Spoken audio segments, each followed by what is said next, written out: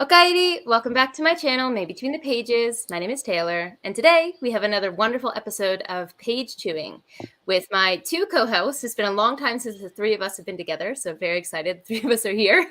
Time zones worked out, so we have PL and Steve with me, as well as three wonderful guests. We have JD Evans or Jen here with us, E.G. Radcliff, and Tony Debajo. Everyone is a very celebrated indie or self-pub author. Very excited to talk to everyone today. So if we can just maybe do a little self-introduction as usual to go around the circle. Maybe if we could start with Jen and then go around. Okay. If that works. The guests first. Sure, sounds good. So I'm Jen. I write under JD Evans, and I'm known for my Mages of the Wheel series, the first one of which is Reign and Ruin, which recently won SPFB 07. They're fantasy romance. So thank you. That's me. I'm E.G. Radcliff. I'm the author of the young adult fantasy series, The Coming of Aed, which is a trilogy. Just finished up the last book a year and a half ago, but my sense of time is pretty skewed. So that's me. Hi everyone, I'm Tony Debajo, and I'm the author of In the Shadow of Ruin. It's the first in the trilogy called the Fractured Kingdom series. And I am Steve from Steve Talks Books, and I'm just happy to be here. I'm PL Stuart. I'm the author of the Drowned Kingdom Saga, and I'm honored to be co-host of Page Chewing with my wonderful friends Taylor and Steve. And again, like Steve, I'm just happy to be here. Great. Thanks, everyone. We have a little comment in the chat here from John. Oops, sorry about that. Let me pull it back up. I'm actually alive early today for once in my life. So Hey, John. Thanks for coming out, buddy. Yeah, appreciate you coming by. Yeah, I'm not a morning person either, so I feel that comment viscerally. Also want to thank everyone who came by or has come by so far today.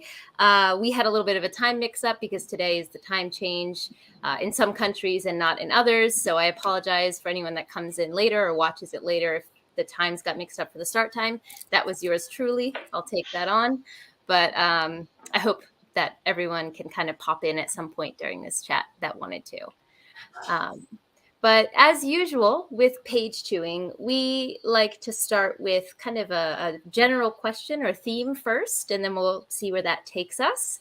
So with the three authors that we have here today, a theme that really goes through their work and that you see in reviews of the books as well, is that all of your stories really take fantasy into a new zone, into a new place, whether it be a new setting, a new type of magic, a new or blending genres together to create a new feeling of the fantasy world. All of your stories really seem to do that. And we wanted to kind of pick your brains today and see if that was an active choice, because we are seeing that kind of trend in fantasy in recent years, that it's shifting and changing, and there's a lot more different types of stories available for people.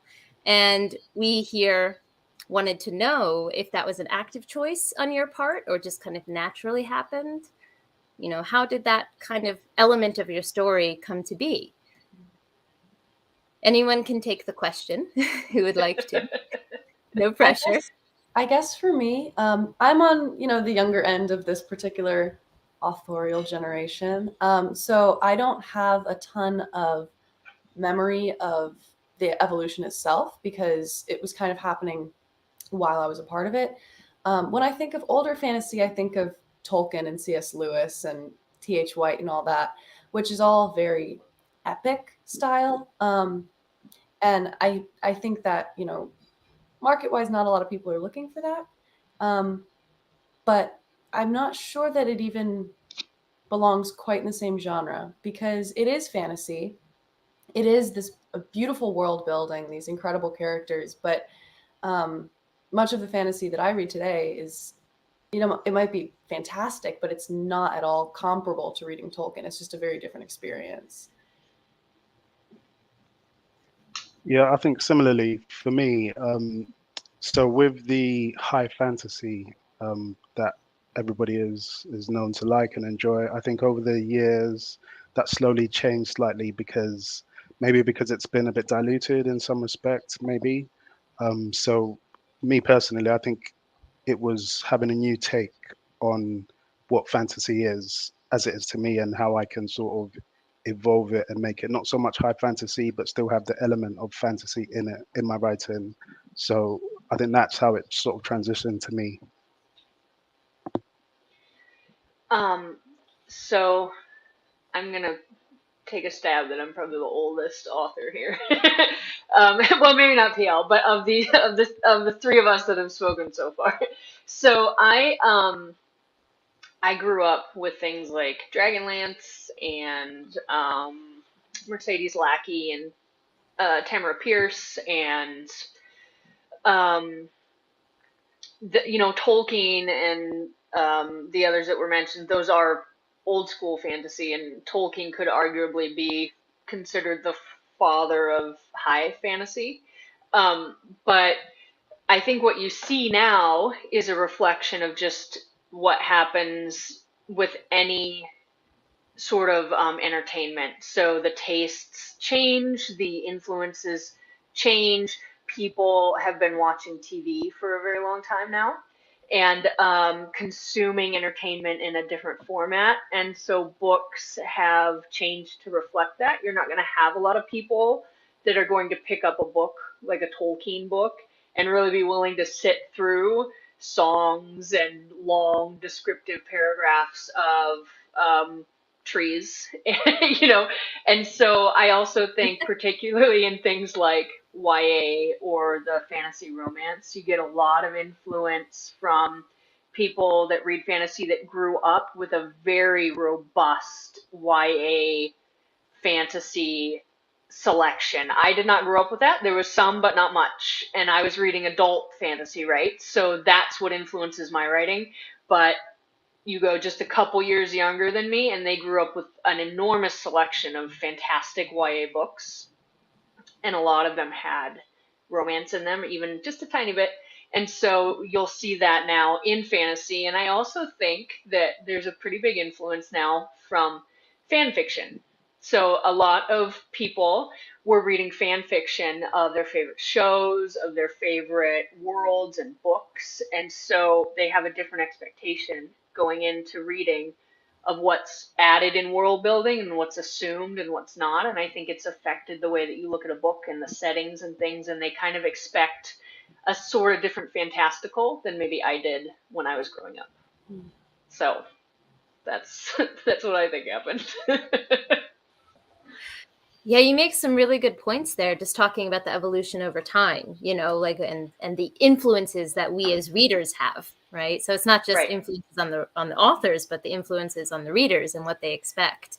Right, and authors are readers, and you write what you want to read, what you enjoy reading, and so those things kind of build on each other, and then culturally we have a lot of wonderfully new inputs into fantasy. It's not just, um, medieval, Anglo-Saxon settings and, cultures. And so that obviously is going to change the face of fantasy as well, pretty broadly.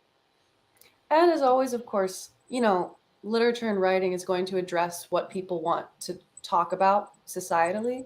So even if it's not a complete genre bend, we are definitely seeing fantasy touching on different themes that, older books would never have necessarily thought of, be that like gender, sexuality, race, any of those. That's definitely a good point. And I think nowadays people want that, like you said. So it's not everyone. I think it depends on the mood of reading, what mood you're in and who your audience is. But I do think that there's a desire for more types of stories nowadays. There's definitely a space for that, which is really nice to see. But something that stuck out in kind of all of your answers to me was the words high fantasy really was in all of your answers. And maybe I'm outing myself as a complete fraud, but I don't think I have a working definition of high fantasy in my head. I have like an image of it or a concept of it, but, it kind of stuck out to me in all of your answers, especially Tony, you said, you're not necessarily aiming for the high fantasy. And so for me, I'm kind of curious what that definition is, that working definition is for you guys, because I'm not, I just realized I'm not sure I have one. So Because I think typically, go ahead, Tony. no, Yeah. no, you go ahead. You go ahead. All I was going to say was typically high fantasy is going to be dragons and elves and dwarves and big epic plot lines and saving the world. That's high fantasy. Epic fantasy is saving the world. You may be missing some of those races, the kind of classic fantasy races that come from Tolkien. But there's still that big overarching plot. So that's kind of the differentiation between those in my mind. I mean, everybody probably has their own little definition, but that's generally when I'm talking high or epic. That's what I mean, and it's almost always a second world setting. You're not going to have somebody call a urban fantasy a high fantasy because it's in an urban contemporary setting. So typically the other identifier of a high fantasy is going to be that second world setting. Yeah, you took Do the you words agree, out of my Tony? mouth. Okay. Yeah. Sorry. That's what I was going to say. Yeah. Yeah. Okay, so the main tenets are second world setting, having some of those traditional races that you would imagine, and saving the world, kind of like an epic quest. Those big plots, yeah. It's not necessarily castle intrigue. It's like I would call Game of Thrones an epic fantasy, but not a high fantasy. And some people might disagree. Like I said, that line is a little blurry, but in general, those are the trades. Yeah. I see. Huh. Interesting. Just Yeah, right now, my computer, you guys are all propped up on the Game of Thrones books right now. No, they make good. They're good and sturdy. They're chunky. Yeah, that'll give you some height. Yeah. Just want to touch on EG's point a minute ago about topics that fantasy books cover that they wouldn't have in years past, and I think that's a reflection of before. Depression was the thing it was like taboo, like we don't talk about it. But now we're a lot more open with those topics, and we're able to talk about them openly, and we feel safe talking about them now.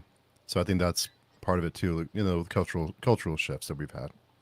And I think fantasy and science fiction are known for that. They can always, whereas maybe like a contemporary novel might not be able to because it has to operate within the bounds of what's popularly appropriate to talk about. But science fiction and fantasy I've always kind of thought of as like a funhouse mirror. Mm-hmm. So it can look at something and kind of highlight the absurdity. So you can look at things like culture and racism and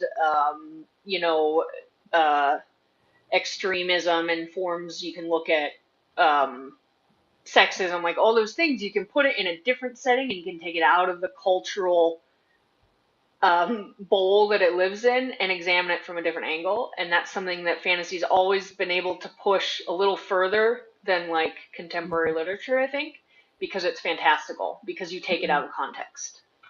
I also think, that there's an element of fantasy that's always been very accessible for the nerddom and the people who are, not necessarily right down the mainstream, which makes it very appealing for a huge mass of very diverse people, who want to have their stories told and who want to read about themselves, through these fantasy lenses. If you go to a Renaissance fair, you gotta get a broad slice of life there. And I feel like that's the kind of people who have always, been the main constituents of the genre. Yeah. Oh man, Renaissance fair. I haven't been to one of those years. Yes, I love that. Sorry, Phil, go ahead. No, I was just brought to mind. I was over at Miles Cameron, the author's, at a barbecue in his backyard on Friday. I was there, and as you know, he's a quite a well-known reenactor, and we were there back there playing with swords, and it was fantastic. Thinking about what EJ was saying about Renaissance fairs, but sorry, bit of a tangent there, but I think I've had the benefit. I'm not sure if Taylor and Steve have been able to read all of JD and EG and Tony's work. I've read some of JD's. I've read most of EG's, and I've read Tony's book. And just phenomenal, phenomenal books. Very different.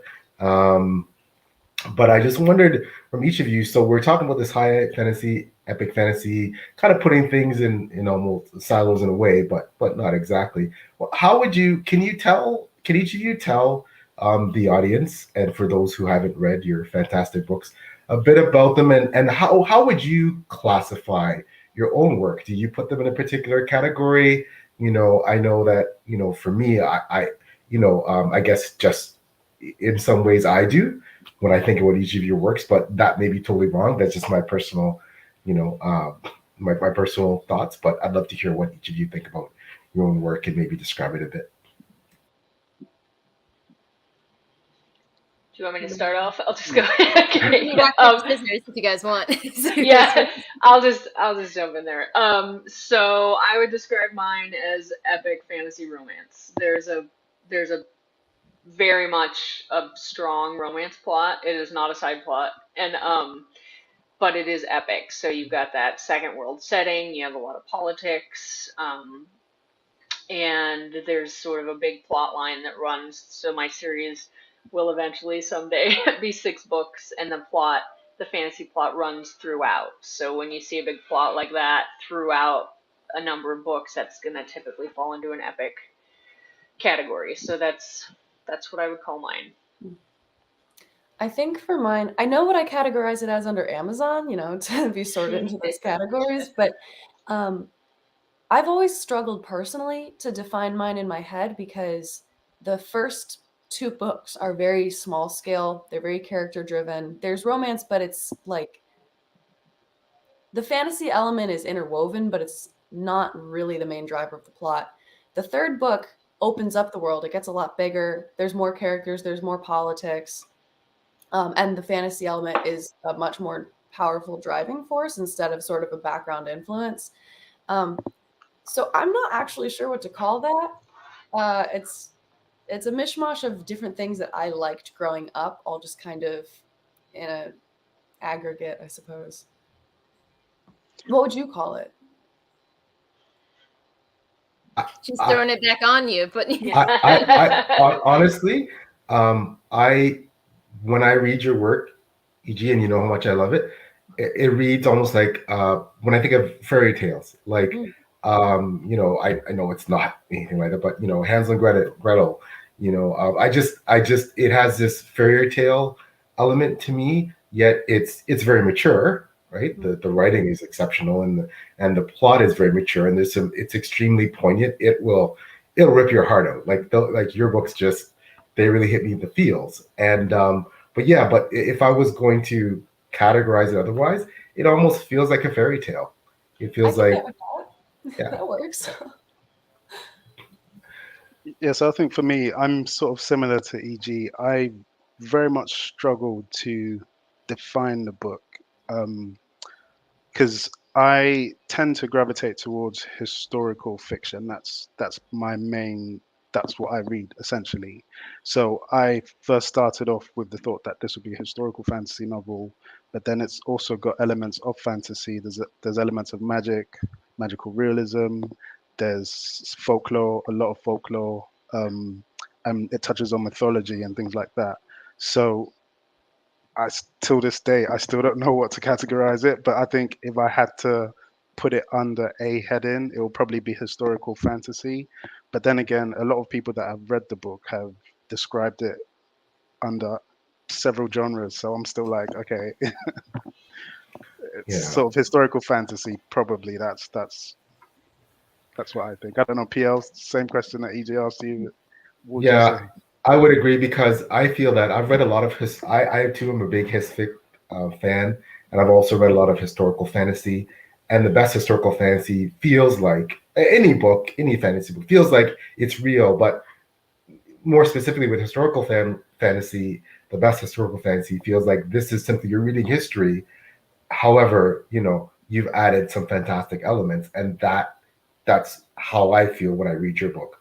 which was fantastic. It feels to me like it's happened, and that perhaps because I, as the reader, obviously not having the same perspective because this happened in the past, I didn't see the magic that occurred that these characters experienced. I wasn't there to, see what the shamans did, or but yet that actually happened, and now they're telling me that, right? They're adding that element. So that's what I loved about one of the things I loved about your book. But I would definitely say historical fantasy. You're speaking my language though with folklore and mythology. I am all over that. Your book has been on my TBR, Tony, for so long. It was on my TBR this month, and I'm a failure as a reader this month, so I didn't get to it. But I was already planning to read it, but hearing folklore and mythology, I am all in for that, especially if it's in a historical context. It sounds great. So I hated history in school, but it's interesting. I found that if I read historical fantasy, which is not surprising as I'm a fantasy lover, that really helps me, kind of get over the feeling I had whenever history is in the name of something. It's a really interesting book. I did not. I can't remember dates for the life of me. To it. I was Yeah. Well, hopefully I'll get over that in my later age. Fingers crossed. I think history is presented so dryly in a lot of academic settings, and then when you look at it through a lens of fantasy, you get people to care about and stories that matter emotionally, and so it can make it a lot more vibrant and interesting instead of just the timeline chart of what happened and from 1400 to 1500 and Well, you also get a little bit more say into like what kind of historical area you're interested in. Like if you're not into the American Revolution, you're going to find it real boring, Yeah, and some of my favorite, and perhaps this is me liking stuff that may or may not be as dry because history was my minor, and I'm a big history buff. I consider myself a big history buff. Is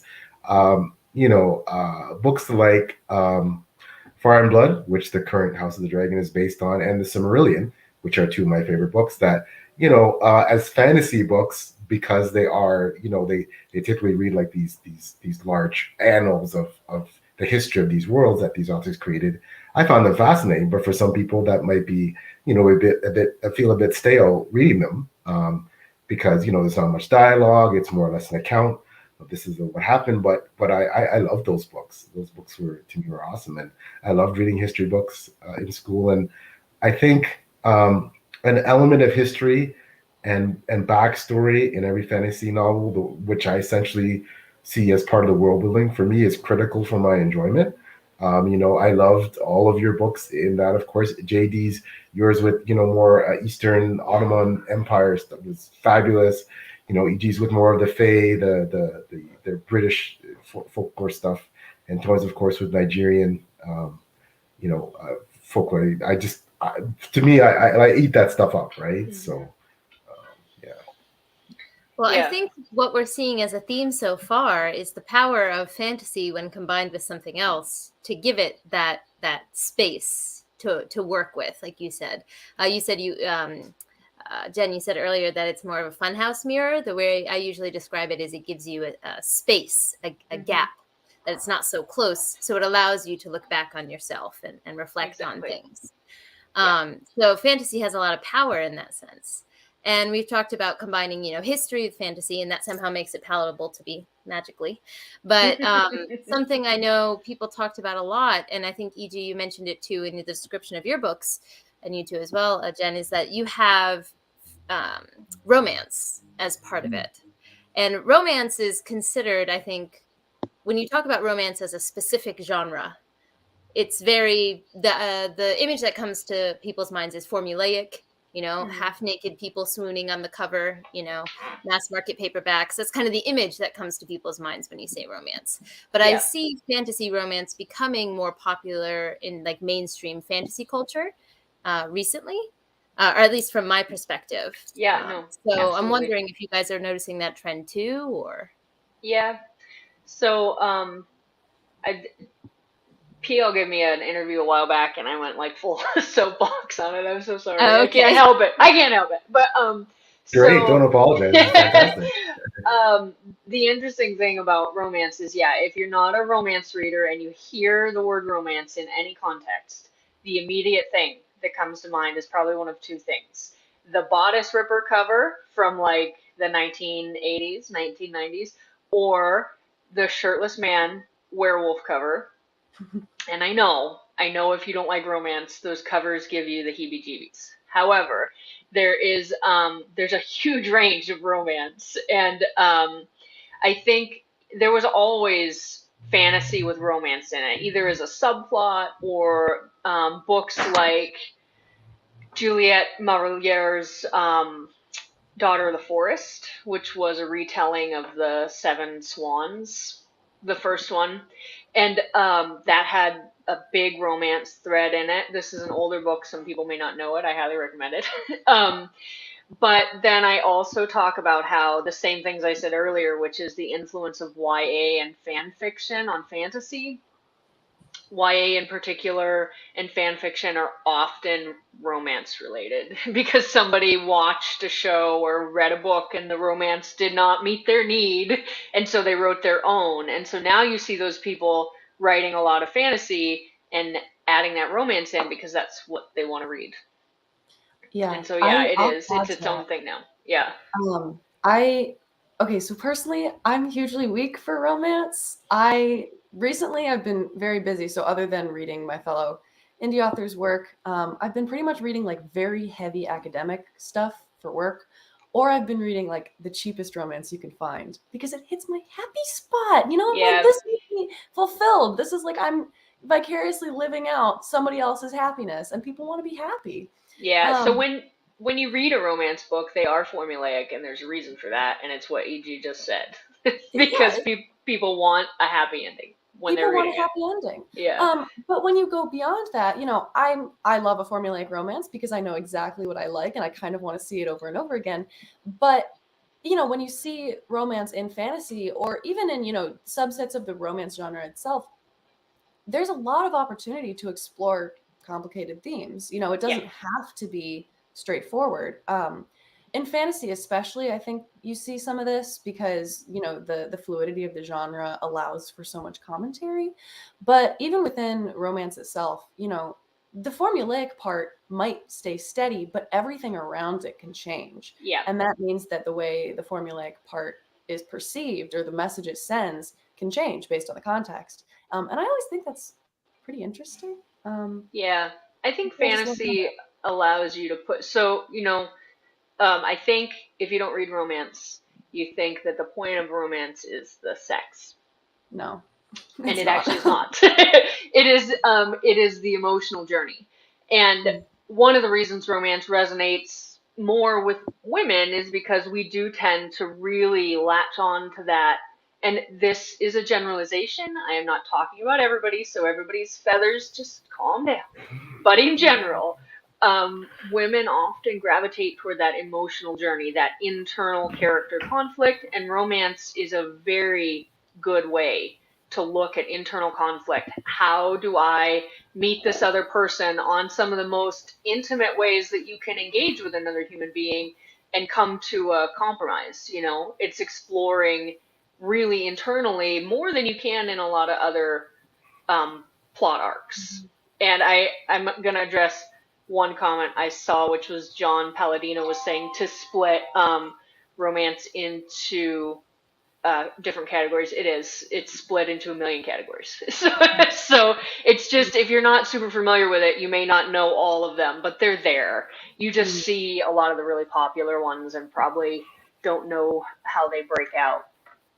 Well, the But other yeah. thing that's appealing to people about romance is it's character driven by definition. So Hmm. you get to know very strongly these characters in their own right. It's, you know, often they're not so much broader plot actors. They don't necessarily get used to fulfill a goal. Like they are important because of who they are in relation to other people and to themselves. So for people who really get into character driven plots, it's a great place to find them. Yep.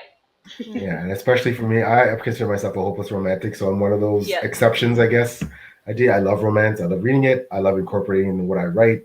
But as you both pointed out so aptly, it's about that emotional connection. It's about developing the characters because you get to see and learn so much about them as you see their emotions on how they react to this person that they're romantically involved in. It's a great, I think, as EG, that's a great way to bring out sources of conflict. And to really, and conflict is what we love, right? We love the drama. We're writers. Right. We love the drama, right? Right. That's why you're right. So, and but it doesn't have to be. And John, excellent point about categories. Like, some people have a light touch with romance, but it can still be there. Tony's book has a light touch with it, but I can still see it there in some of the relationships. JD, obviously yours is very very heavy touch, very upfront. Yeah. And EG has some wonderful romance in her book, and it's all about the relationship between the characters and really the sense of pathos. With anyways, I don't want to spoil any books here, but well, you're right though. Romance, like fantasy, has a flavor and a intensity for almost any reader, right? So it's just like fantasy that way. And so if romance is not your thing, you can probably find a romance that is a little lighter on the hot and heavy. Or if it is, then you can go in the other direction, and those blend seamlessly with fantasy because you can fit it in with a cleaner fantasy that's aimed at a younger audience and still have a romance that's very sweet, or all the way up into the erotica category, whatever. To your point about the different variations, like there are plenty of stories out there where sex is not the epitome of a loved relationship. That's not the end game. Those are the ones I tend to gravitate towards because I'm not super interested in reading the heavy stuff. And I like those because of the emotional, the emotional element of the relationship takes precedent over the physical part, which is meaningful to me. We have, this is 2022. I've read a wonderful book that was actually semi-finalist for SBFBO, A Bigger Thief by Claudia Arsenault, that had the main character was asexual, right? One of the main characters was asexual, and there was an asexual romance. And we're in a different time now where we can read these things, and it's fantastic. And but yeah, I think for most of us, we may or may not agree with this, but as long as the romance is integral to the plot, seems authentic, and you can understand, why this is happening, why there's a need for this to happen, what it adds to the story, then I think it's fantastic. I think some people have issues when they feel the romance is disingenuous or it's a plot device, or but I think once it is rich and it adds to the luster of the story, I think romance is a great thing to have in all any fantasy, because fantasy is about life, and we try to make it, it's funny, we try to make this makeup stuff seem realistic, and romantic relationships and things like that, that's a big part of life, right? So I feel that if there isn't at least touched upon, I think there's sometimes you feel that something's missing from from the fantasy book. Yeah, I think Pio, you touched on an important point there about it being integral to the story and evolving with the story, because I think for me personally, I wasn't really into romance many years ago, but I think the older I got, I had a better appreciation for it. And you see it subtly in books, maybe not too heavy, but I think that's what I would tend to gravitate to. So something that really defines the story and helps to move the plot line along. I think that's what I would tend to gravitate in terms of romance. So yeah. It's funny, my first, kind of diving into romance, I guess, in general, was not from a romantic relationship. I got invested in character dynamics from Sam and Frodo, because watching two characters orbit each other and seeing, how they acted when they were so close fascinated me, and it still does. So, even if romance isn't your thing, I swear I can never shake the interest in just watching people interact. And romance always seems like a great way to do that. I think Brandy makes a good point too, which is the comment that's up on the screen, is that, there are many ways to bring that emotional journey, and grimdark and horror also accomplish the same thing in a different way. Like in horror, you're seeing someone's emotional journey, It's just different. It's not necessarily prompted by a close emotional relationship. It's prompted by your own pathos and what's going on. And I also think that a lot of people have been wounded by bad romance or romance that, as Tony said, is not necessary. It used to be kind of thrown in as a way to give the hero or heroine or whatever something to, rally for because somebody died or somebody was taken or, whatever. It wasn't really an emotional journey. It was a plot piece. And that could definitely turn you off to having a romance in a story because it's pointless. There's other ways to do that, right? So I'd argue that as well. Yeah, that's a really good point. That's why I made sure to put Brandy's comment up here because it really struck a chord with me when I read it because yeah, it's an excellent point. Excellent point. Yeah, a romantic relationship is one vessel for Right. the emotional journey, but there are so many vessels for it, and Right. it could be sibling relationships, or as you mentioned, Sam and Frodo. It's just there's so many different ways to explore that, and romance is just one way. So it's nice to see people having more of a broader or open mind to seeing it in their stories, if it's well done, of course. I'm not talking about the swooning damsel, which you mentioned, but I think there are many stories that don't have that. Right. Especially now. It's just, there's so many things turning culturally in the West, at least, that having a love interest that gets fridged is unlikely. And if you do it, then probably you're going to get some comments. But I don't know. I think that's one of the reasons that found family is such a very popular trope right now in fantasy, because people do want that emotional connection, and maybe not through the romance lens, but they enjoy that character driven journey. And that's another way to do it too. Like you said, friendships, which is of course the found family trope. Can't help plugging EG's book here now with the found family. That's just, oh man, just awesome. Just awesome stuff, it fills a vicarious need. You need, if you need love, if you need friends, if you need family, everyone needs things. And, needing them also doesn't mean that you don't have them. It's just, who can get enough of that stuff, right? So exactly. Yeah. Give me a ragtag group of friends with all disparate personalities. I'm going to fall in love with that book. But what's also interesting, and I think having read the description of Tony's book, and I will read that thing, God damn it, soon. But the description is very much playing with those bonds being strained as well, right? Because at the core of your book, you have two brothers. You correct me if I'm wrong, but two brothers who that relationship is some of the main issue in the story, right? So it's so interesting to see people play with it both ways, right? So E.G., your book is giving people what they need. Tony, your book is more taking those bonds that some people might take for granted or think, blood is thicker than water. Is it really, though?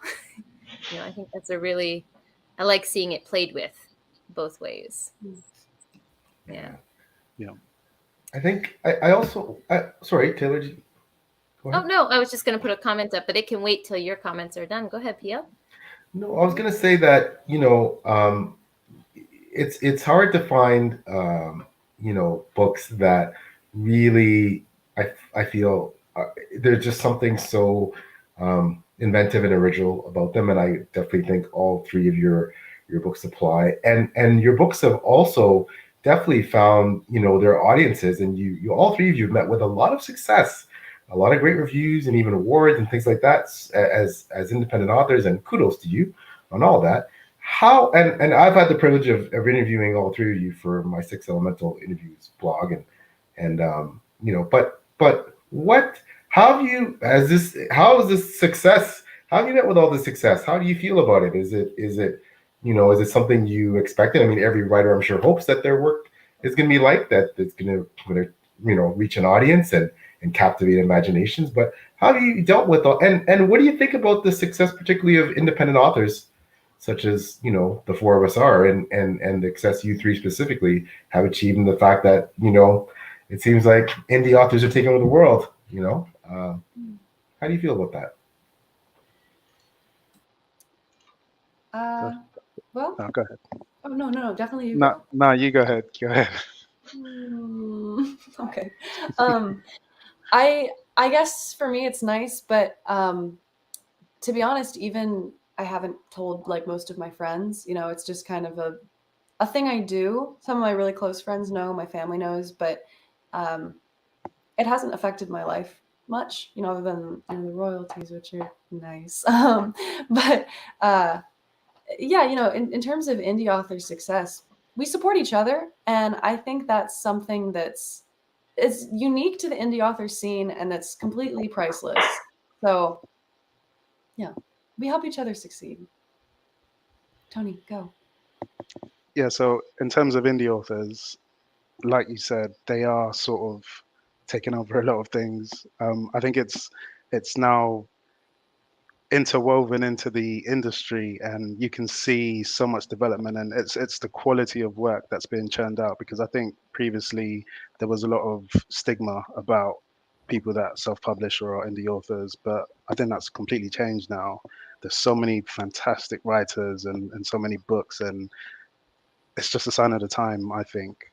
In terms of success, yes, it's nice to get your work known and out there, but that was never really the the goal for me. It was more just to tell a story, because it's something that I've always had. Uh, I've been developing for many years, and I thought, okay, it's time to finally, you know, get some courage and put it down on paper and send it out there, which was the most daunting thing ever. And it's nice to hear feedback and see what people think. And it's mainly just to share my work. I think that is the fulfilling thing for me, just that people have actually taken their time out to purchase a book or read it online, or whatever means they choose to read it, and actually digest the story. I think that is the most fulfilling part. So it's not really about the success at all. It's more just getting the story out there and increasing the awareness, basically. So Yeah, I'm with you on that. I think, for authors in general, but maybe especially indie authors, the having a story that you want to tell and being able to make that happen, um, the story is the most important part. definitely. Success is nice, Yeah. but the story is why you do it. Yeah. So I will be contrarian and say that I think every author will say, I've been writing since I was a little kid, right? Or whatever. There's a few that haven't, and good on them. but I always wanted to write, and certainly the story was important. But my sister, my little sister, actually self-published long before I did, and I was like hell bent on traditional publishing, and she just kept working on me until finally I wrote Rain and Ruin, and I was like, no publisher is going to take this. It's like it's right in the middle of epic fantasy and fantasy romance, and it's weird. Mhm. And I was a new mom, and we were kind of struggling financially, and I was scared. I wanted a backup in case something happened to my husband's job, because he had a business at the time. And so I read all the Facebook groups and all the threads and all the things on how you do it successfully and all that stuff. And I worked at it, and I was lucky because, yeah, it's a weird book and people like it. So I did do it. I mean, I don't think I'm going to get rich. I just wanted to not be in a cardboard box in the street if something happened. And I think that I I just came in at a time when there were a few other people publishing at the same time, and fantasy romance was really taking off right about that time, and I was lucky. And there's a lot of luck involved in Mm. fantasy romance. There is, of course, skill. You can't just be lucky and have a book that's not good, but there's a timing thing. And if you're lucky, maybe it takes off, and if you're not, maybe the next one will. So I Mhm. think part of that, but also, butt power.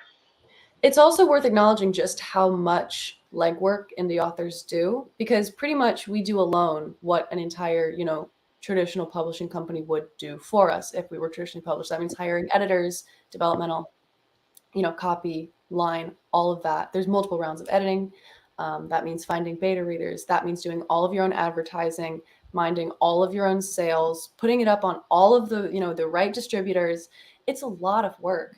Maintaining links and fixing typos and finding cover artists and scheduling all that stuff. Yeah, when something goes And wrong on learning all the Amazon. platforms. Yeah, Yep, or something if goes you're wrong. doing your own, Yeah. learning Amazon, learning all those things. If you're doing your Yeah. own cover, you got to learn how to do that on some graphic design. And so, yeah, it's intense. people assume that indie might be an easy way out, but it is not. It is not that. Yeah. So I was naive, I think, when I started, because I didn't actually start writing from when I was little. That didn't happen. It You're only one of those for me. lucky people that just is really good at it. well. So for me, I started 3 years ago. That's when I actually started writing, and I always thought you write the story and it will sell itself. But I then tried to do the traditional route, and it didn't last very long. I think I queried for maybe a few months, and I just thought, you know what? There's so many brilliant self-pub authors out there, indie authors. Let me educate myself and start to figure out what needs to be done, which I did. And then I still had the mentality that as long as your story is brilliant, don't worry about it until you actually start to see all the work and the commitment that's involved, and like all the authors on here have already said, all the dedication to marketing, all the typos that you have to fix, and your sales and everything. It's a minefield, it really is, but it's a fulfilling one, I think, for me anyway. So yeah. It's interesting to hear you guys talk about indie publishing in that way, because as someone who's never going to be a writer, it's just not in the cards for me. I've accepted that. I was one of those people when I was young, I wrote little stories, and those will never see the light of day. But we all have those. Yeah. But just hearing you talk about it from the perspective of creating content, on YouTube and stuff, a lot of what you guys are saying sounds similar to people who, like Steve and I, who do this for the passion, of it, because it's so much work when you don't have anyone else doing it for you, or the learning curve of, any editing software, whatever someone uses, the learning curve of making thumbnails, marketing your channel. It's nice to hear that all of us, even though we're in different realms, we share a lot of those experiences. And it's something that I can really understand. Like when I hear you talk about it, of course it's different in some ways, but there are a lot of themes that I'm noticing that kind of go through. That's why we're so grateful to people. Sorry, yeah. go ahead. No, I'm sorry to interrupt you, PL. All I was going to say was, yes, it's absolutely the same thing. Whenever you're doing something, you're producing creative content of any kind, and you're doing it independently, it is a lot of freaking work.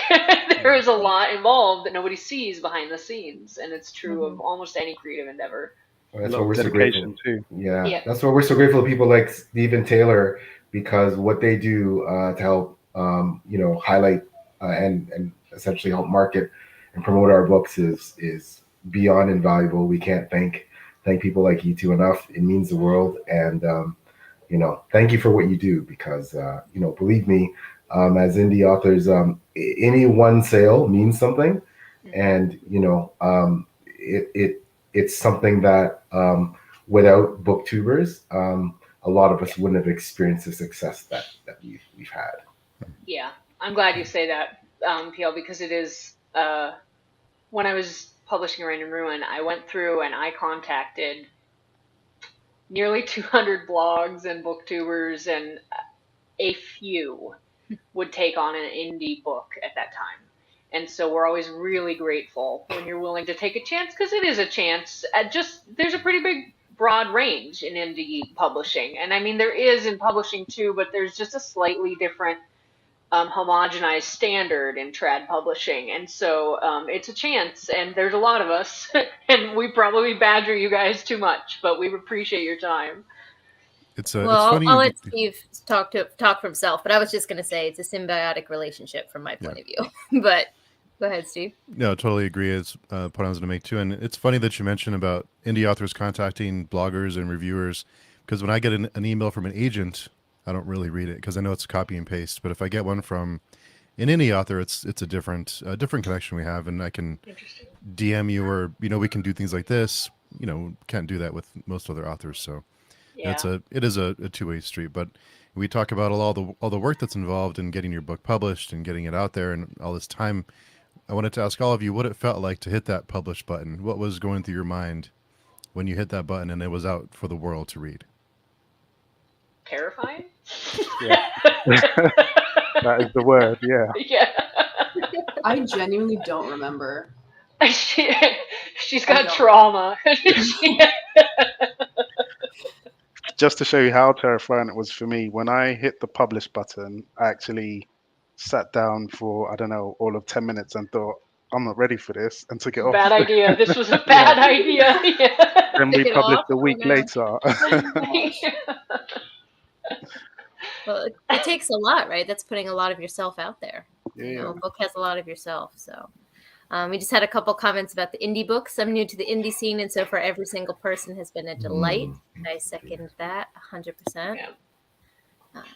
The greatest joy of an indie author is when either a cover artist, editor, or I think that's beta reader flakes on you. That's always the best moment. Yeah, it's a hazard of the job, unfortunately.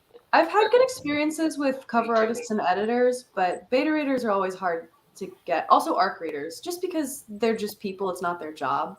Yeah. If you're working with professional and they don't act professional, that sucks. But it's less common. Yeah, I agree. I've had good luck with my professional folks, but it does happen. I've heard of other people, cover artists flaking. It's tough. Yep. It does literally take a village to make a book, and there's a lot of people behind the scenes that the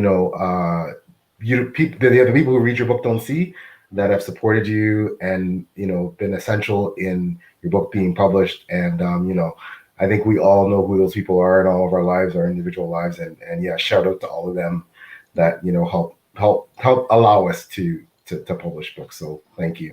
And you know what? If you guys, any out there, are indie authors who are hoping to publish something, librarians are the beta and ARC readers.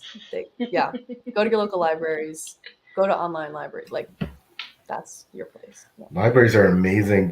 Some of the most supportive people I've met in my indie author journey and my wife is my business manager, is approaching libraries to carry them up. They're always so risky. Yeah. Oh no. They'll go out of their way to do anything and they don't care whether we're an independent author. They don't care, because for them, books are the lifeblood of libraries, and EG, could obviously attest to that and talk a lot more about that because she's in the field. But they're all about just anything to do with literature. It's a good thing, right? They don't care whether you're published traditionally or not. They don't care, So it's libraries are great. I admit I've been too chicken to approach a library or a bookstore. Speaking of terrifying things, that's mine. Talking to actual people in person is kind of scary. Well, it's interesting to hear libraries spoken of from that kind of perspective, because for me, as basically being on the reader side my whole life, my library is also extremely important to me because I'm originally from the States, but I moved to Japan 6 years ago. And if I didn't have that American library card to get access to stories, my reading life would be so incredibly different. But with having Libby and online, accessibility to English books is so key for me in my reading life. And it would be wonderful, I think, if I could get more indie titles available through that service. So that's really interesting. I wonder, if they would be open to feedback of people wanting that, because I don't think there's many in my system per se. I do think that most libraries are open to readers requesting things. It can be hard because sometimes indies, you have to be published through something other than Amazon for libraries and bookstores to be able to pick up your stuff. Yes, unless you're doing like a commission or whatever in a bookstore. So some indie authors are just on Amazon, and that makes it hard. But I think I've heard from many readers that if they go request at their library, a lot of times the library will pick a book up to have. Yeah, if you're pretty well in on the Ingram. Oh, sorry, go ahead. No, go ahead. Please go ahead, EJ. I was just going to say, if you want to avoid the whole Amazon thing, because it's true, libraries hate Amazon. It's a thing, but Ingram Spark is the main supplier to bookstores and libraries. So I'm sure that y'all know this, but for anyone out there who doesn't, Ingram Spark is going to be your best friend. Publish your book through there. You can do it at Amazon simultaneously. But yeah, that's exactly what I was going to say. I was going to mention Ingram Spark and the distribution network that they have. They have the credibility with libraries that if your book's distributed through Ingram, libraries will nominally stock your book. Same goes for if you're looking to go approach individual bookstores and for consignment deals. If your book is on Amazon only, some of those bookstores may go, but if you're distributed through Ingram Spark as well, they're more likely to take you on as a consignment deal. At least in Canada. I'm not sure how it works in the US. It's true in the States as well. Yep. Yeah, same in the UK. Right, and in That's the UK. great information to have out there. I'm sure someone's writing that down somewhere. Great. It also is worth noting that if you're on Kindle Unlimited, you cannot offer an ebook on Libby and other places. There's some contract. That's a good point, E.G. That's a good point. Yeah. Yeah. There are a lot of benefits to Kindle Unlimited, but there's some disadvantages. So be careful. Yes. Do your homework if you're out there, you're planning to self-publish. Talk to indie authors such as the four of us or people in the industry who know and because we all need that help. And I'm sure all of us wish we would have had a bit more information about certain things before we just kind of flew blind on a lot of things, and then you pick up things with your friends in the industry as you go along.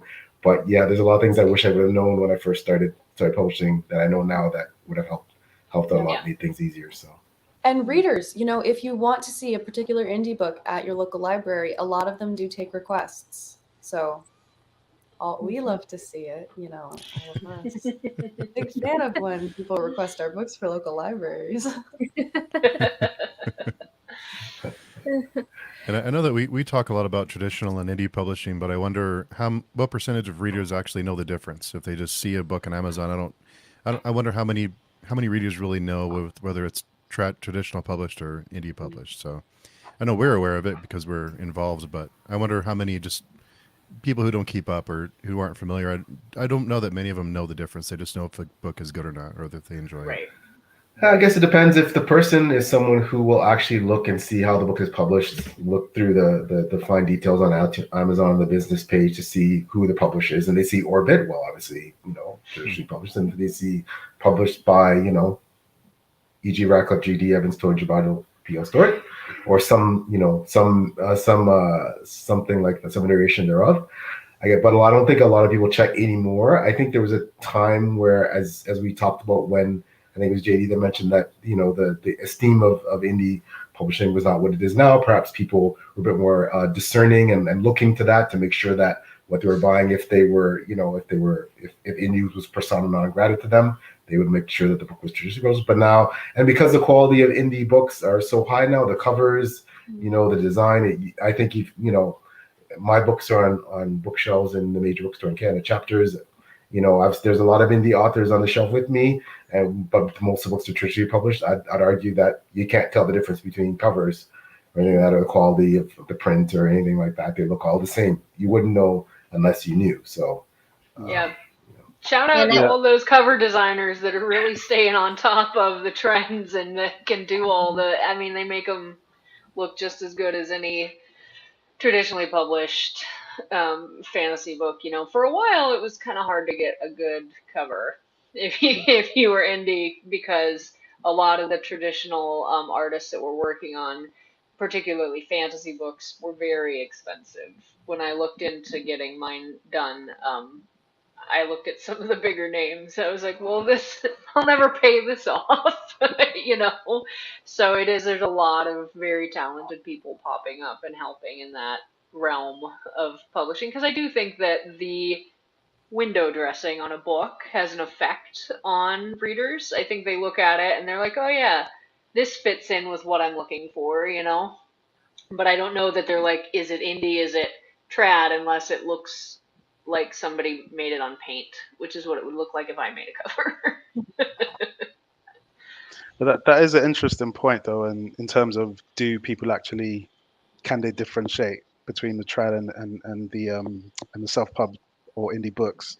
And it depends on how they consume their information. So I suppose it's what they see on social media or word of mouth. So if, say, for instance, there's an indie author or self-pubbed author that is doing particularly well and a lot of people are talking about them, um, are the consumers generally going to dig to find out if it's traditionally published or indie published? They'll probably just go and buy the book if Yeah. it's been raved about. So yeah, I think it's That's exactly what I was going to say. Basically, what both of you said is that I can guarantee that 95% of readers do not check the published page.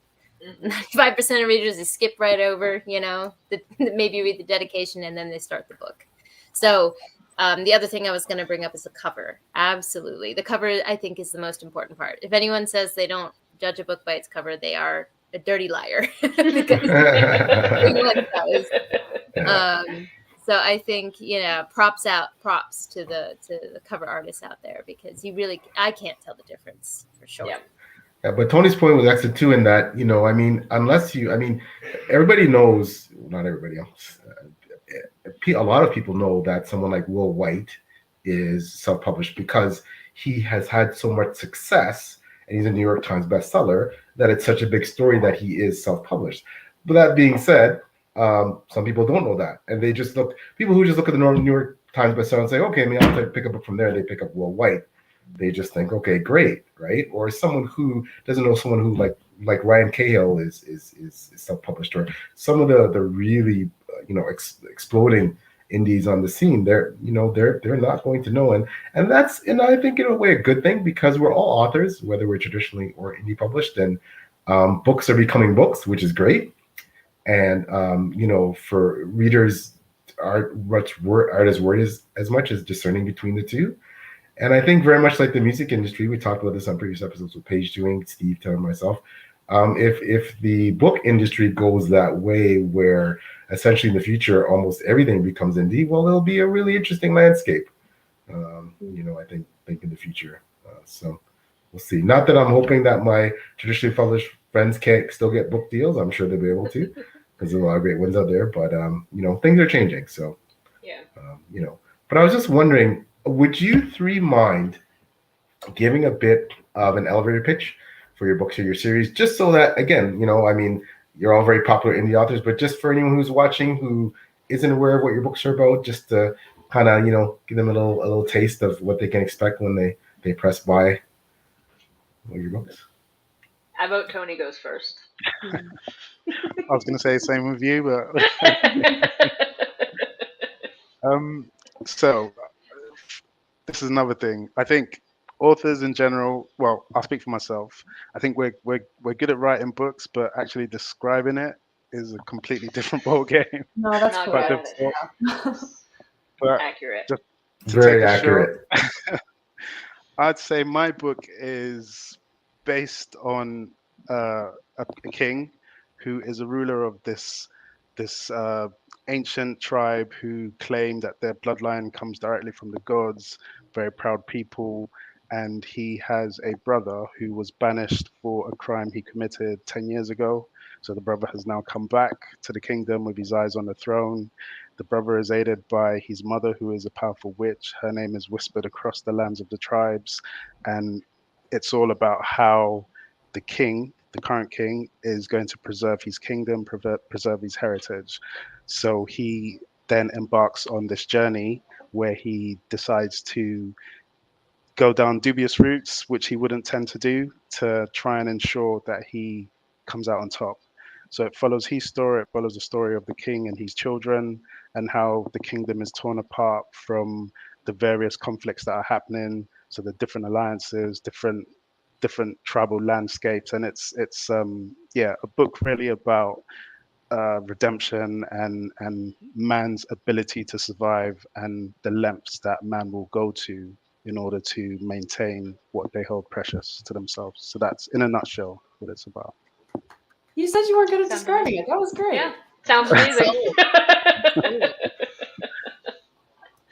All right, are you gonna rock, paper, scissors it, or do you want to go, Okay, you should go. All right, fine.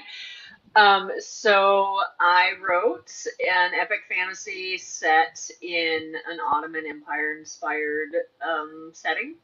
And the first book revolves around the only child of a sultan that is, his mind is failing.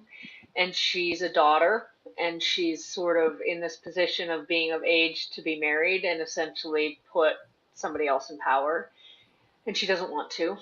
And so she is dealing with a council that very much is traditional in what she should do and how she should deal with a threat of an invasion from a growing empire.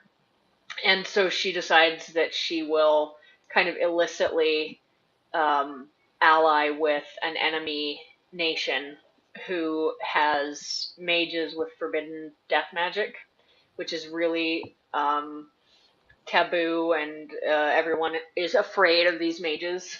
And so the rest of the books follow the same story, different characters, where she's building up a circle of these particularly powerful mages to try and reinvigorate magic and keep her kingdom autonomous. So that's that.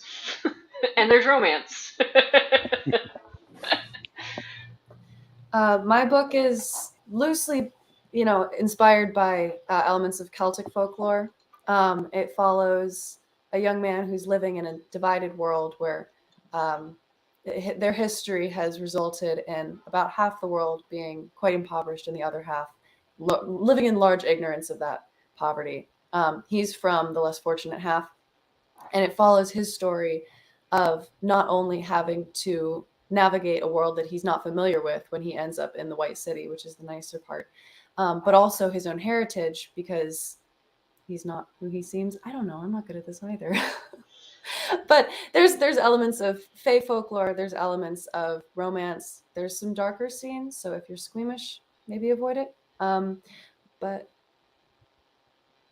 I've been told it's good. It's fantastic. That was great. You guys did a great job. And great found family. Great found family. Yeah. Elevator pitches are an art. They take time, You'd think that after being asked for them so many times, Yeah. there'd be something more readily at the tip of my tongue. But Well, it's just like when people ask you as a reader, what's your favorite book? And you're like, have I ever read a book in my life? I feel like I haven't in this moment. It's like the exact same feeling, I'm sure.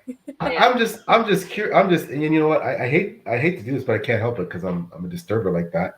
So Taylor and Steve, if you were going to give an elevator pitch for your channel, what would you say your channel's about? It's a really good question. Not cool, Pio. Not cool. How dare. Do you have something, Steve, or should I try to fumble my way through one first? I'm really bad at this stuff too. But I would say the pitch is for me that I like to talk to people. I like to have conversations. So I like to have long form discussions like we are today. And I mostly read fantasy and horror, but open to anything. So it's I do some reviews. I'm not very good at them, but I try. But mostly it's long form content. So I told you I'm terrible at this. That was great. I'd say mine is, of course, a bookish channel focusing mostly on fantasy, although I do delve into other things. And I do a lot of reviews, whether they be mini reviews and wrap-ups or TBRs. Sometimes I throw reviews in there as well as individual reviews. And I do discussion-based recorded videos where I put out what I think about a topic and have people comment their thoughts in the comments down below.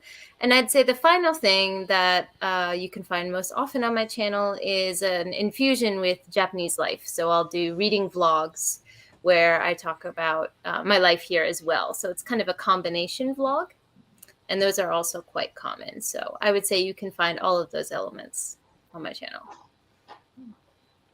Those take so long to make. Respect, Taylor, because those are tough. Yeah, Taylor, wow. They're incredible. Check them out, guys, if you haven't seen them. They're amazing. Listen, vlogs, they're so rewarding, but God, they're my least favorite thing to create. They're so rewarding because I can watch them back and remember that time myself as well. But, they're popular, though. They're very popular. Now in BookTube in general, reading vlogs are big, for sure. So I feel, PL, you sort of escaped. Everyone has given some I get sort this. of I'm the one that elevator answers the question. Ask the question. Absolutely not. Well, I mean, my book series is a 7 book series called the Drowned Kingdom Saga, and it's about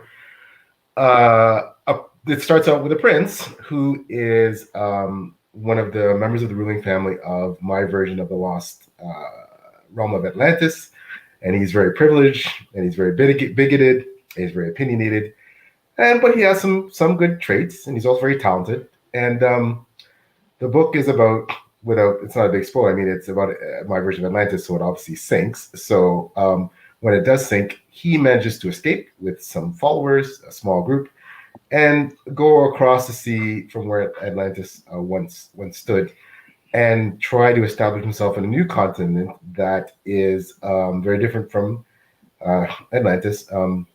He is someone who, Atlantis was this peerless society, very monotheistic, colonial, dominant naval power, very sure in their own, superiority over others, and he's no different. However, this continent is filled with mages and people who worship elemental magic, and warlords. And his plan is still to basically recreate Atlantis and dominate, subjugate, and convert people to his religion. Well, the people in the new continent don't want any part of that, and that obviously is going to create some issues. So it's about his journey and how and if he can change some of his ways and forge alliances and survive. Much of it is a fight for survival for he and his people, or will they be destroyed and the last of Atlantis fade into history? So that's my elevator pitch. Got some romance in there, and there's essential romance that's going to be very very important to the overall series, and battle scenes. A lot of politics, a lot of internal court intrigue and stuff, and yeah, that's my Sounds awesome. Thanks. It is. Actually, recently I had to do an elevator pitch for PL's book. I was put on the spot Dear Dr. over Fantasy, on Dear Dr. Fantasy. Yeah. He was like, I'm I was honored. so lucky to be on his channel, but I am honored, Taylor. Oh my gosh. Thank you. he was like, so can you do an elevator pitch, because I've been wanting to read Drowned Kingdom, and I was like, well, all right then, just Oh, thank you. so yeah, it was a good time, definitely a good time. I'm sorry. Ahead. No, Steve. I wanted to ask Tony. I read on your bio that you were inspired by ancient civilizations, and I wondered which ones were particularly stood out that were inspirations for you. Yeah, interesting question. So for me, it was mainly the Greek sort of civilization, and like PL, he's had the privilege of meeting Miles Cameron. I love his books, and I think that's what really sparked it for me, because reading about ancient Greece and some of the characters there, that's where I sort of drew a lot of inspiration, and also the Roman Empire, because I've read so many of them, and a lot of the books that there's so many versions and variations of those sort of civilizations. So I thought, actually there isn't a lot about African civilization in similar times. So that's what I've tried to incorporate into my writing. So that's what led me to develop the story. So it's drawing from all those elements, and also things like with the Greek gods and whatnot. I wanted to showcase that there are a lot of African gods who are very similar to the Greek gods, and bring that to the forefront. So that's what I've used to develop my book.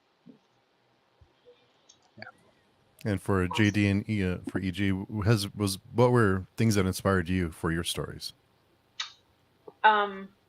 So I worked in the embassy in Beirut for a little while, and I kind of throughout the Middle East. I spent a little time in Jordan and Qatar, and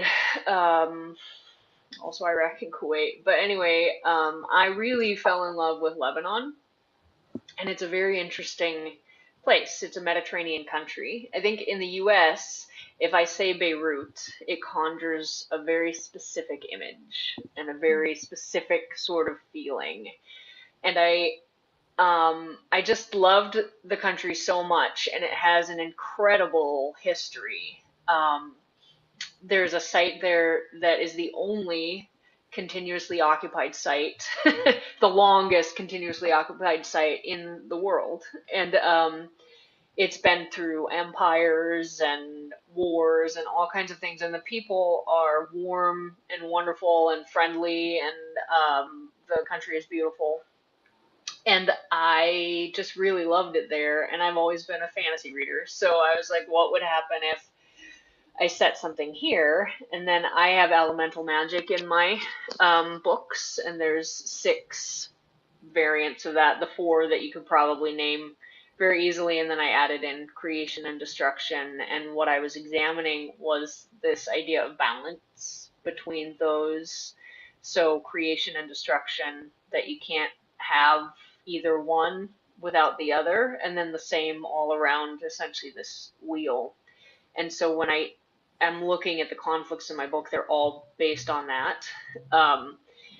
And I it just fit really well with that particular setting. And I love fantasy, but I do get tired of the same cultural setting.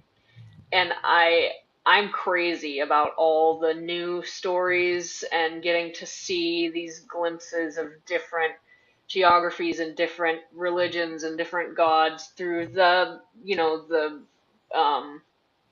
fantasy setting. I just love it so much. And so I reflected that as best I could in this series. So that's what inspired me. I think for me, I was inspired a lot by stories I'd heard when I was growing up. A lot of fairy tales, so maybe that's where it came from. But by fairy tales, I mean specifically stories about the Fae in Ireland, the British Isles. Actually, even there were Celts in France, but the Bretons. Anyways, that sort of Fae narrative was influential to me. And then as I actually got into naming the characters, I got even more inspiration because names have meaning, obviously. And as I researched, the history of those names, I sort of began to piece together not only the identities of the characters, but their roles in the plot. So it was a net of the sort of background matrix of this story landscape I'd grown up in, plus research of the history of the names that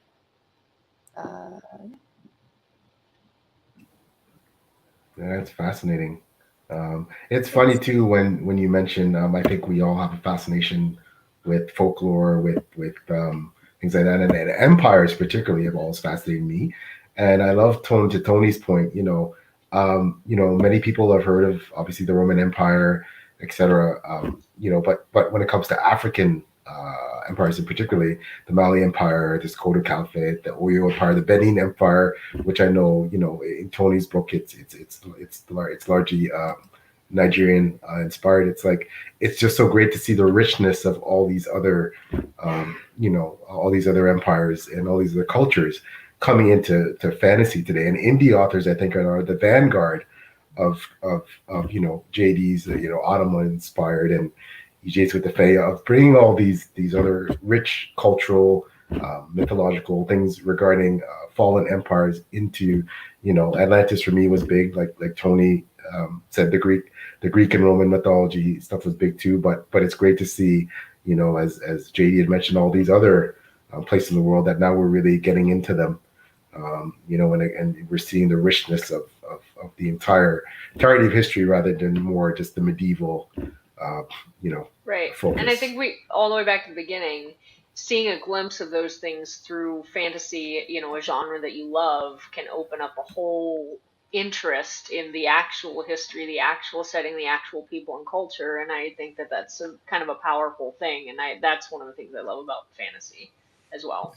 Yeah, I think indie publishing has been critical in getting those stories out there because traditional publishers may not want to take a chance on a book that they don't see succeeding. So I think indie publishing has really helped propel those stories out and get them out, and so we can all enjoy them. But I did want to ask EG about, because I had heard that you made sacrifices to the writing block deities, and I wanted to see if that actually worked or not, and wanted to share your secrets with us.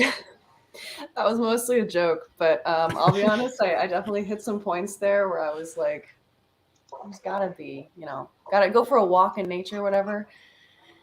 Soak it in. Yeah, I was not actually making sacrifices to any deities, but the thought crossed my mind. I'll be real. I was gonna load up on almonds and red wine, but just Yeah, making sure. those are mostly things I was eating, to be honest. Yeah. We just had a couple comments here. Oh, hold on a moment. My cousins grew up in Lebanon. I've never been there myself, but I feel a connection anyway. Guess I'm gonna have to buy your books now. That. There Well, you as go. long as you like romance, you are all set, my friend. Yeah, Lebanon's incredible. If you can, I highly recommend. It can be a little fraught. Be safe, but it's a great place. So usually, before we close out these episodes, depends on whose channel is hosting. If Steve is hosting, he has his closing question that he likes to ask, and then on my channel, I have one that I like to ask as well. So my question that I usually ask is, clearly all of us like the idea of history or folklore or mythology. We like the idea of looking into the past, right, and as the source of things. And I'm pretty obsessed with origin stories because of that. And I always like to ask our guests, what was a story in your life that you think inspired you to be the author or the avid reader or the story lover that you are today? And I say story, not necessarily book. It could have been a video game that you played or a TV show that you watched or a movie, but some story that you think has kind of stuck with you and made you what you are today in the world of storytelling. If there's any that stick out to you guys in your life. Shall I go first? Yes, you should. Okay, so I lived for about 12 years in Nigeria. So through the ages of 6 till about 18. So a lot of my formative years were actually being immersed in that culture. And I think one of my earlier memories is there was this particular TV show called Tales by Moonlight. And in that show, it's like very, very crude, traditional, where you have like a village, a typical village in Africa, and someone will tell stories, and all the kids will sit around the fire. And all these stories were so, fantastical. It's about, some mythology and some other bits and pieces and things that would really scare kids now. But I think that sort of stuck with me, and it was the art of telling the story and engaging with people on that sort of level. And I think that's probably where it sparked for me that I would like to sort of tell stories.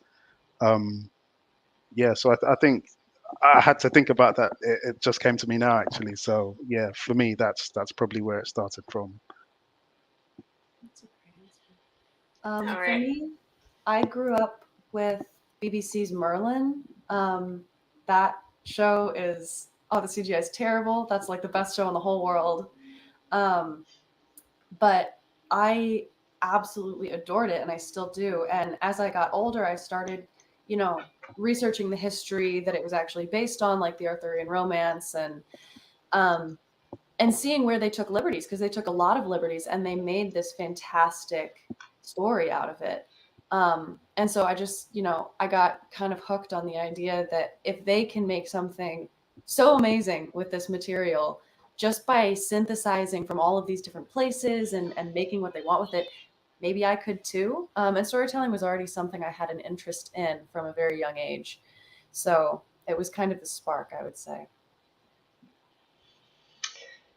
Um, that one's hard for me. I feel like there's all these little threads that wove together that became what I like to read, but there is a book that's stuck with me a really long time, and it's a dark book. I'm not even sure that it would be. I think if you read it today, most people. Sorry if there's a baby screaming in the background. Welcome to my life. But it's called Deerskin by Robin McKinley, and it's based on an old French folklore, I think, called Donkey Skin, and it's pretty interesting. It's about this princess, and she runs away from an abusive father, and she comes back eventually, and it's just dark, and it was one of the, I read it pretty young. I read a lot of things inappropriately young. That's how I grew up reading. But there's just something about Robin McKinley's particular voice in that book. It very atmospheric. It's the other person that writes like that is Juliette Marillier. I cannot say that, sorry. But there's just this kind of gloomy, atmospheric feeling. And now I don't write like that really, but it just really permeates what I think about when I'm writing. This immersive feeling of place and story and personality. And I think it was the first book I read like that because it was very mature compared to what I've been reading up to that point. I love this question because every single answer is always so different. Yep. So different. Yeah. Well, we really appreciate all of you for coming on. You've all sold me on all of your books. So those will all be added to the TBR if they aren't already. I think They're wonderful. They're wonderful. Trust me, they're amazing. Yeah, you're reading mountains. Yeah, I definitely have expanded my TBR list. So thank you for that, you guys. It never ends. It never No, it ends. doesn't. Steve and I It's always ridiculous. complain. We always complain because we do it to each other, and then we have these interviews, and then it happens again. It's just Yes. it's a good problem, I suppose. Yeah, exactly. Could be worse. Yep. Right.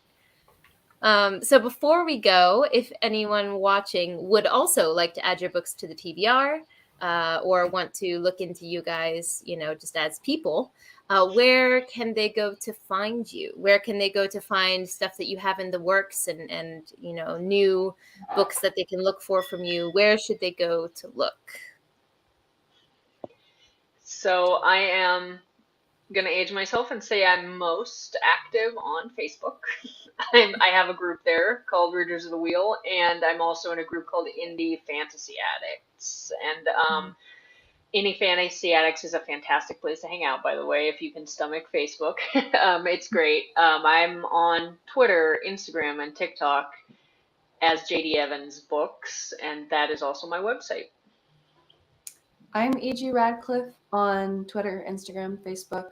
And I also have a website, egradcliffe.com. My books are available Amazon, Waterstones, Barnes & Noble, most distributors. Yeah.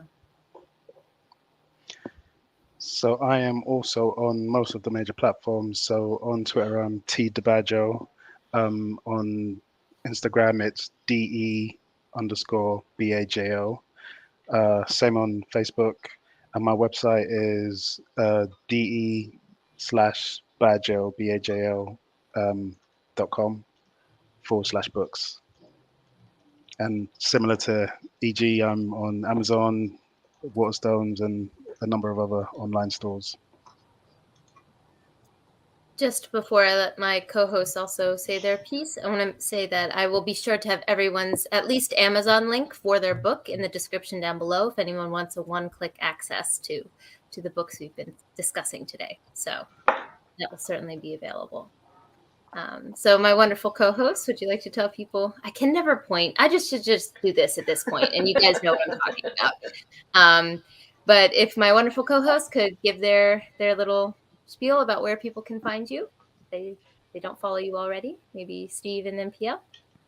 Sure. I can be found on YouTube at Steve Talks Books or at pagechewing.com as the two best places to find me. Sorry, a bit of a longer pitch.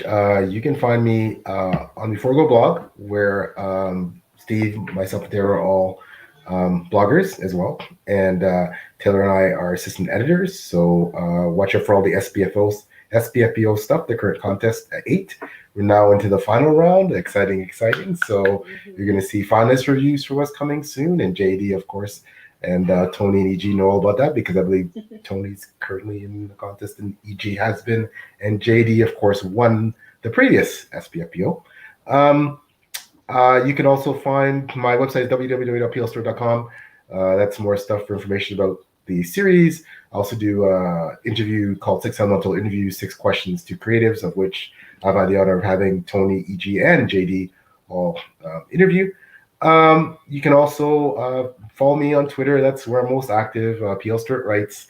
Same with Twitter. Same with Facebook and Instagram, although I'm most active on Twitter. And finally, big shout out to our wonderful leader, Beth Talbot, at beforewegoblog.com, and all her support. So,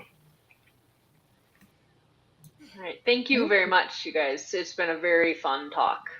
Oh, has been. Thanks for having thanks us. for Yeah. coming. We love doing this. It's a delight. We just have excellent show. Thank you all. Thank you for coming by. Hey, Halo. Scott. Halo's great, by the way. Halo's awesome. Hello, Halo. Thank you for coming by. If you're watching this, you probably know who I am, but just in case, if you clicked the link from Twitter or something and found yourself suddenly on my page, my name is Taylor. My channel name is Made Between the Pages. You can find me here, of course, on Twitter as well, or as PL mentioned, I do reviews over on Before We Go blog as an assistant editor. I think those are probably the main places that you can find me nowadays. Sorry, we had another comment. Thank you, Ava. Once again, thank you everyone for coming, and thank you everyone in the chat who's watching, or if you're watching it back later, thank you for taking your time to be here. We love doing this, and we're just excited to keep doing so. go buy those books. Tony Debajo, E.G. Radcliff, J.D. Evans are all fantastic. I've read some of them. Amazing. You see my reviews on Goodreads. They're great books, so go buy them. Thanks, PL. Thanks, That's a PL. good note to end on. Thanks everyone for stopping by. Pleasure See to meet you all. guys. Thanks.